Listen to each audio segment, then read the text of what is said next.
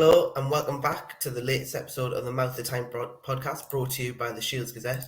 I'm Joe Buck and today I'm joined by Miles Starforth. Now Miles, it's been a busy few weeks in the life of Newcastle United. You know, we've had Easter, which always brings a lot of football. We've had 3 games in a week, 2 trips to the capital and then a trip to Villa Park. So before we discuss that, how are you? Are you relaxed after a busy few weeks covering Newcastle United?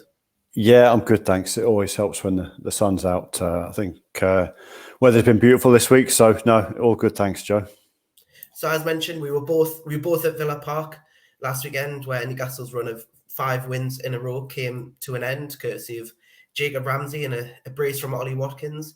It was obviously a very disappointing day for Newcastle. We obviously went knowing it was going to be a tough game. You know, Villa, one of the most informed sides of the country. But what did you make of the result in Newcastle's performance on the day?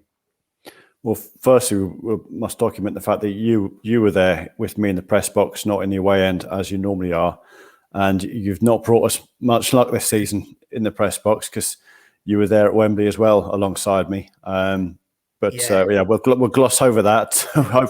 Hopefully, have better luck next time you join us there. But it was just a surprising performance and a result, really. Everyone was kind of a yard off, as Eddie Howe said. Villa came out very, very fast and never really let go of the game. They could have been ahead with a few seconds on the clock. Deservedly took the lead and then added to that advantage, really. It was just a surprise. We were thinking at half time, as Eddie Howe had done at Brentford, that might be a couple of changes. And to be honest, there was 3 or 4 players on that pitch who you could have made a case for changing. Unlike at Brentford, he didn't make a change at the break, and things didn't get better. But it was just surprising. It was just so unlike them. They lacked the intensity with and without the ball. That's been their hallmark this season, and indeed under Eddie Howe. So to see players, second best in every department, second to balls, second balls, lacking kind of pace, purpose on the ball, very uncharacteristic. Absolutely, it did seem like Aston Villa almost out Newcastle in a way. As you said, they had more energy. The crowd was obviously behind them. I know, speaking afterwards and hearing a couple of Villa players and told that was one of the best atmospheres they'd had at Villa Park for a long time. And it did seem that Newcastle have done that a lot at St James's Park to teams.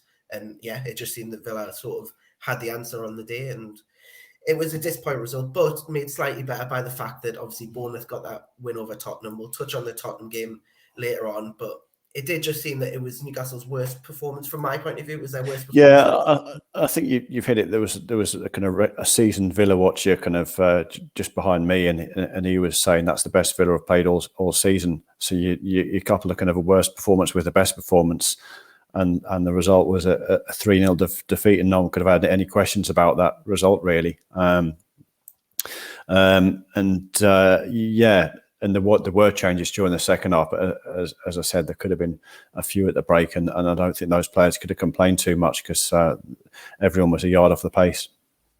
Yeah, one player who's come in for, I think, unfair criticism in my eyes has been Dan Burn in recent times. For me, he's been the really important part of the best defense in the Premier League. They've conceded 4 goals less than Man City, so they are the best defense in the Premier League. But he has come in for a bit of criticism against whether it's West Ham and Man U, even though they won. He did look like he was struggling times, and then we saw him substituted midway through the second half. Matt Targett coming back on. Do you see what do you think Eddie Howe might do with sort of the Dan Burn, Matt Targett situation? Do you think he'll stick with his defense, or do you think Targett might be offered an opportunity to start? Well, firstly, it's obvious Villa were getting down the flanks, both sides. And it wasn't just Dan Burn who was struggling. And he's got a decision to make with Burn, but I think also he's got a decision to make elsewhere in the team. And I think, for example, Kieran Trippier, he's not looked quite the same player without Almiron in front of him. And does Burn need Joelinton in front of him? It's not just a case of those 2 players, those 2 fullbacks, being considered on their own. I think it's the balance of the team, the protection they're getting, which we should also think about. Obviously, Almiron came off the bench. So you imagine he comes back into the team against Tottenham. That's going to help Trippier out. They've got a good partnership. Almiron gives Trippier that protection? Does Burn or even Target, if he comes into the team, need Jolinton in front of them? Is it the right time for Anthony Gordon to start again? We don't know about Sam Maximum. I'm sure we'll come on to talk about him in a minute.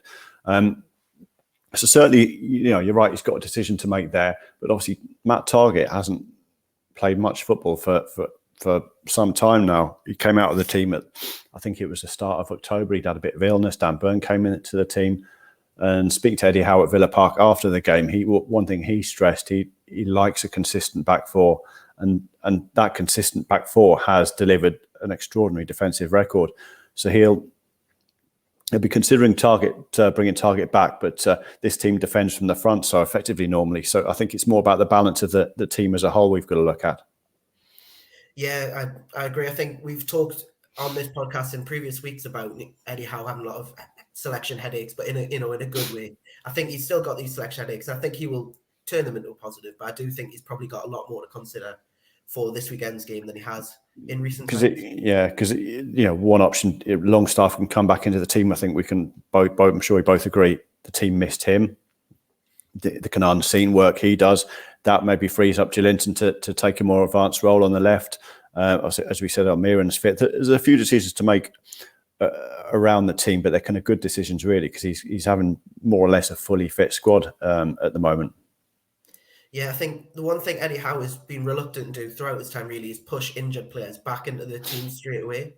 We've seen, I know Almiron was a couple of weeks ahead of schedule. He made his return to Villa Park, started on the bench, but came on about 10 minutes in the second half. With Spurs at the weekend and St. Maximin injured, do you think Almiron gets that opportunity, or do you think he has a big role to play, especially in these coming up with the 3 games inside 7 days? I think he does. I wouldn't be surprised at all if he comes back into the team. He's such a naturally fit player. Of course, we don't know the ins and outs of the injury, how he's done this week. But he had a good week's training last week. He's had that kind of cameo at Villa Park, so you'd imagine he's ready to start this game if needed. Yeah, I think they've got a lot of wingers at the club, with Jacob Murphy, Gordon. So St. Maximin, as much as he was just coming into a bit of form, had them run of games. It is disappointing to see him out injured, but it will be someone where when he comes back, or even if he's on the bench having to start a couple of games, he is a difference maker. And I think that as much as Almiron, it is good to see him back. I think having St. Maximin in around that team, Newcastle are a better team with him, as much as he does divide the fan base. Yeah, again, I'd say certainly for me, Almiron is a strong contender to come back into the team. Sam Maximum, he'd started to find form with that run of games. We'd started to see the Sam Maximum of old, but this set with this latest setback, I think they'll be pretty cautious with him. We'll obviously have to find out tomorrow exactly what the situation is with him. Eddie Howe last week confirmed he'd been away in France. It was hardly a secret, really. We'd seen the pictures he'd posted, getting some treatment. So hopefully that will have brought forward, his return date, the work he's been putting in. But he does have options. Obviously Gordon's very much in the frame, and Jolinton potentially can play in a more advanced role if Longstaff comes back into the team. Absolutely, plenty of decisions for how to make in a game that I don't want to call it a win or bust game for Newcastle, but it certainly feels like a season-defining game, doesn't it, against Tottenham on Sunday? Yeah, I hate the phrase "must-win games" because invariably when they're talked as must-win games, teams tend to lose those games, and in a cup game could be a must-win game, but this game, I think first of all, it's important not to lose it. Obviously, this team we know set out to win every game. They're not a team that's going to go and looking to take a point. But yeah, in terms of the how the next few weeks are going to play out, this game really sets the team up potentially for a top 4 finish. Yeah, it's going to be one where for me the crowd will have a massive impact. I think we saw against Arsenal last year when a team comes with something like that, they can crumble, under the pressure and atmosphere. Newcastle will obviously thrive under that. I think Spurs are probably the team, if you wanted any team to be chasing for that top 4, it's maybe Spurs. They do have a bit of inconsistency. Obviously, haven't got a permanent manager. They've got Christian Stellini in there. Do you think Newcastle will come out on a positive result on Sunday and really cement their Champions League hopes?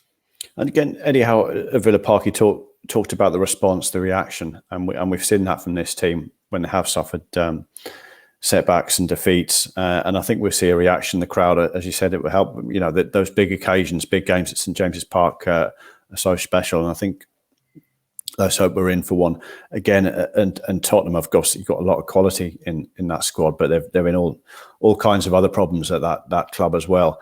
They're not in a great place. They'll be, their fans will be very concerned about what the future holds. I was on the driving back from Villa last weekend and listened to the phone in and some of the Tottenham fans calling in. Gave a little insight into the minds of their supporters. Newcastle United is in a very different position. It's such a positive place at the minute for so many reasons. I think you certainly hope they can win this one, and that really sets them up for the final few games. Absolutely, and there's 8 games left of the season to go. Newcastle got 8 games left of the season, and we play. They play 3 within a week. They've got Everton on the Thursday at Goodison Park, and then they play Southampton. Those games look kind of on paper, but as we saw, especially with the game away at Everton last year, that's not the case. Obviously, Newcastle then lost in the last minute that one. They'll obviously want to avoid a repeat this time. How important are them 2 games after Spurs? All the focus on Spurs now, and rightly so, it's a massive game, but how big is their reaction with them 2 and making sure that they get positive results in those ones? Yeah. Every game's going to be hugely important. Everton, you'd imagine, they look like they were becoming a harder side to beat, but then they've had some big setbacks. They've only won once, really recently. So they've got their own problems. Southampton, the same, another struggling team. You can't see a way back for them necessarily, but obviously Eddie Howe will be treating every game in its isolation. But it's not as if Newcastle have got Man City, they've got Liverpool. These are games you're going to go into thinking you can certainly win. Absolutely. And just before we finish, we'll touch a little bit on the women's game that happened last Sunday. They played Bradford at St James's Park. Now, I spoke to Becky Langley and a couple of the players before then, and they were really, their message was there's plenty of points. Well, there's points to play on for the field. They need the goal difference to overcome Durham Sestri at the top of the league. But they were really about inspiring a generation of young boys and girls who can watch that team at St James's Park. It's Newcastle women, obviously, their destiny's in their own hands at the top of the table. What do you make about the whole women's setup? And obviously Amanda Staveley, who saw great videos of her dancing with the group. It's just it's a good place to be. The women's football at the club, it's a good place right now, isn't it?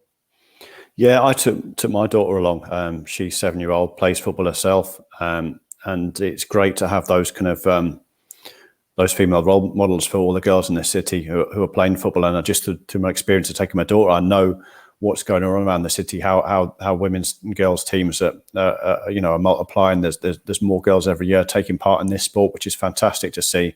And again, it was great to see such a big crowd. I know. Sorry, yeah, and obviously, I know they were keen for another record crowd, and it was another huge crowd, really, and a fantastic atmosphere. And obviously, to top it all off, it was a great win, and that goal difference has narrowed, though it's looking awfully close, really.